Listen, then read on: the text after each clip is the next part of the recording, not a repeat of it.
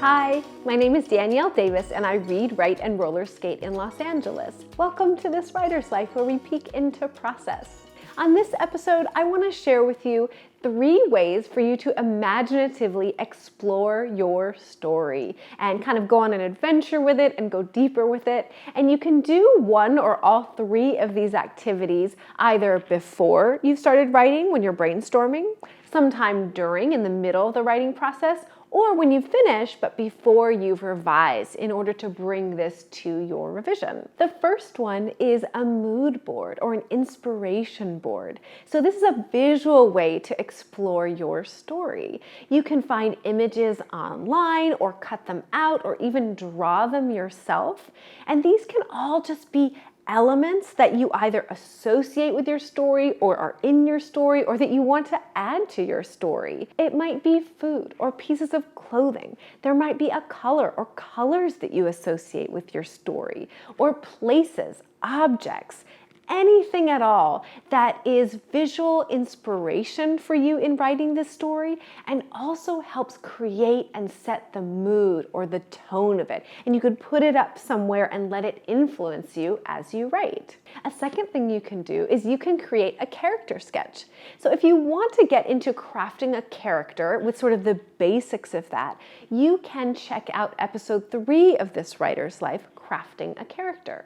But for our purposes here, the idea is to go even deeper and be more imaginative by creating a character sketch. You can list out a bunch of stuff, or you can draw it and label your character, however you want to do it. And this is where you can answer all sorts of questions. What does your character like to eat for breakfast? What are they scared of? Do they have a secret? Do they like a particular candy or kind of sport? Or kind of book? Does your character have an oldest friend? Is there a memory that's really important to them, or an object that signifies a memory that's really important to them? If there is one place they could go in the world, where would that place be? And the third way is to create a playlist. So you can put a bunch of songs together in a playlist, and maybe they are the type of music that comes from the place where your story is set. Or maybe it's the kind of music your main character likes or another character in the story likes. Put together a playlist that somehow relates to, goes with your story, whether it's the kind of music or maybe what that music or what those songs are about. I hope that you'll have fun exploring your story in these imaginative ways, either before you write, while you're writing, or after you've finished and you're ready to revise. And there's a PDF in the show notes to guide you along with this.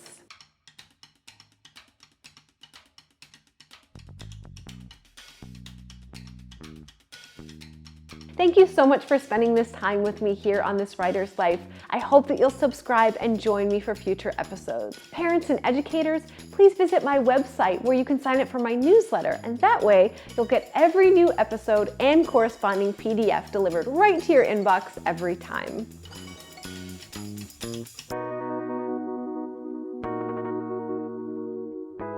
Hi, I'm Maggie P. Chang, and I am the author and illustrator of the Geraldine Pu series.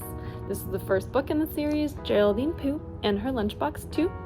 And the books are graphic novels, which means there are panels and speech bubbles. And I created them for early readers, but really people of all ages enjoy them. My 2 pieces of advice for you are things that I try to remind myself of all the time in my process. 1, break your work up into chunks. So if I told you that as an author, everything was always fun and easy and exciting, I would be lying. The truth is, there are times that I can feel overwhelmed.